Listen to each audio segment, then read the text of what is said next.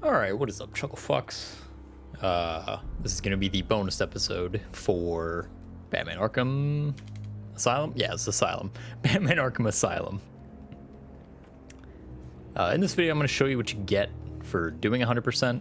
Obviously, this is the save file we beat the game with, but we have, son of a bitch.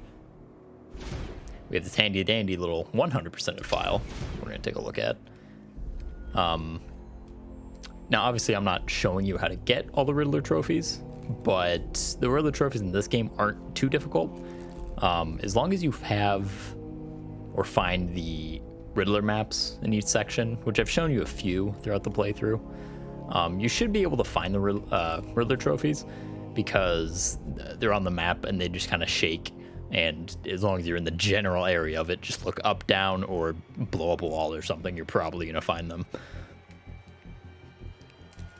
The Riddler trophies are also interesting in the fact that a lot of them take you to Easter eggs. Some of them are those like scannable things you have to find. Again, showed you a few throughout the map, but it's really not that difficult. And your reward for getting all the Riddler trophies is kind of lackluster in this game. Basically, Batman just fucking swats his ass, and the Riddler's like, "Oh, I'll be back." Blah, blah, blah. But yeah, that's pretty much the end of Riddler's tale. What? You did it? You must have cheated. There is no way you could have beaten me. Well, you asked for it, Batman. My final challenge for the whole of Gotham is just seconds away. What? Sirens. The police. You cheated, Batman. You couldn't have outsmarted me. Police, open up! No. They should open the door now! No!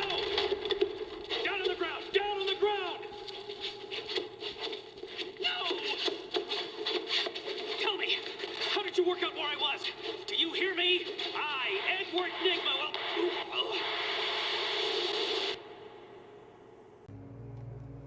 Now, what happens after that is you pretty much unlock every single possible, challenge in challenge mode.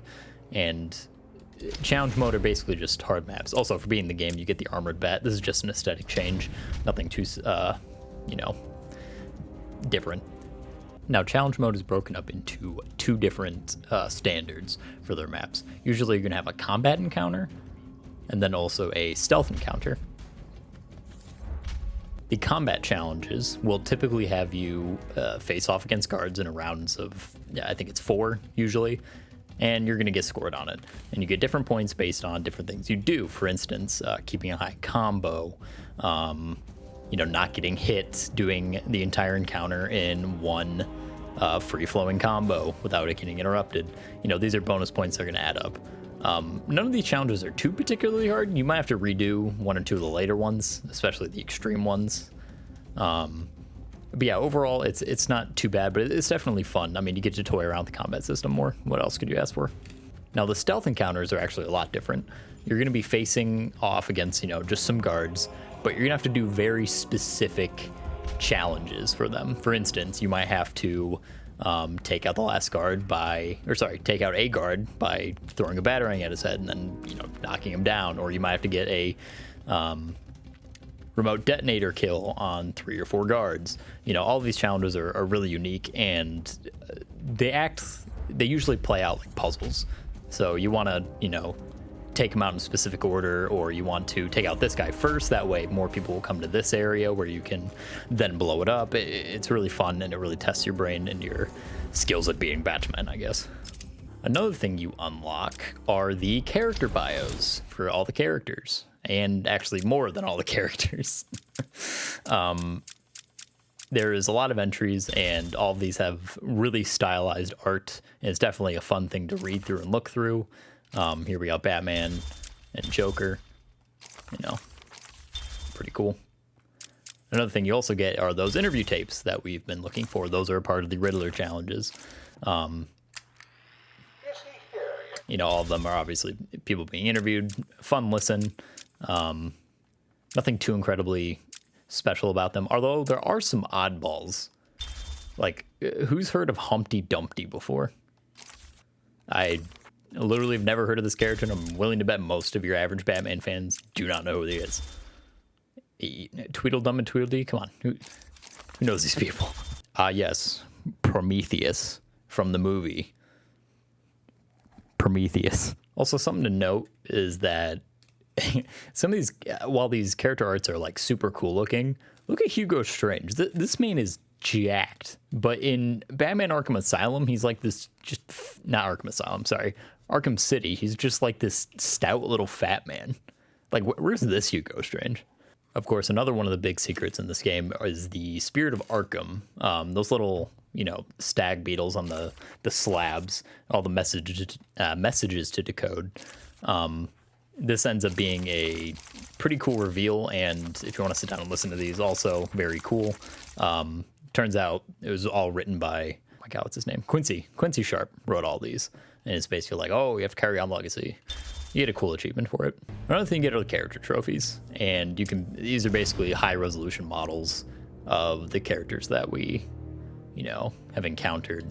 There's a lot of interesting ones. You have Titan powered Joker, this absolutely abhorrent final battle. You have, the Gordon himself. Looking good, buddy. Bowles, person who betrayed us. Absolutely deranged henchman out of their mind. You didn't have the car that got absolutely destroyed at some point in time. Scarecrow's model, just regular Batman. What's interesting about this is that Batman has some of the scarring that he gets throughout our playthrough, but he doesn't have all of it. Like, he just has the torn pectoral and the bicep. Really interesting. Of course, there's this armored bat suit, which looks really cool. Unfortunately, it is only playable in the challenge modes, but the design of it is just really cool looking. It makes me wonder if this had influence on what would the Arkham Knight suit would look like. Because wow, it is detailed. Also for this game, if you're playing on the PC version, or not even the PC version, this was probably on Xbox. You also had the DLC maps. This is just an endless combat. You will go off against infinitely respawning enemies, and you will just fight them until you die, and you can get really high scores. I got a pretty commendable score, but nothing too huge. There was also a stealth encounter map that you can do, and this was Crime Alley, so this is where Batman's parents were shot.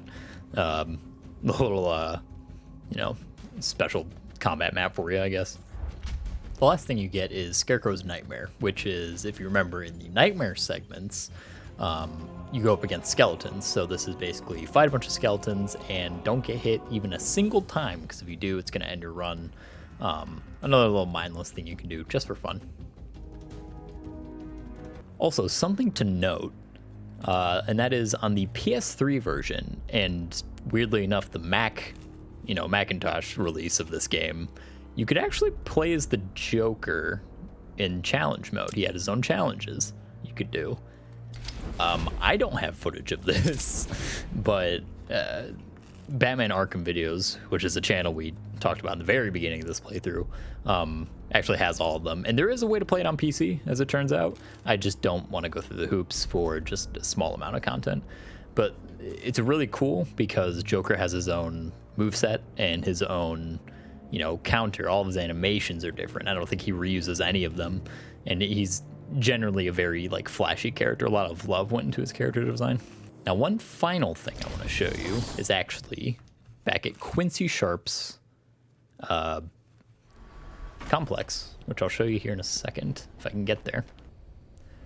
All right, so we are back at Quincy Sharp's, his little manor, I guess. His office, I guess, was called. You'll recognize the scene as the the doctor who is blown up is still here. But this is probably one of the biggest secrets in this game. It involves this wall right here. Now, you're probably thinking, It's the Enigma Show. Thanks, Enigma. This wall is very special because before Arkham City was released, there was a little patch that came out onto this game. And players discovered if you put 3 explosive gels approximately here. Okay, if I could get it to work.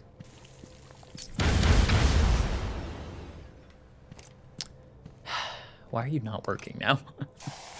Okay, come on. I will get this to work if it kills me.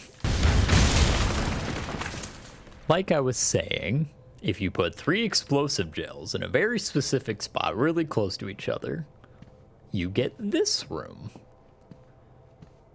As you see, or as you saw, this wasn't detectable by Batman's detective vision.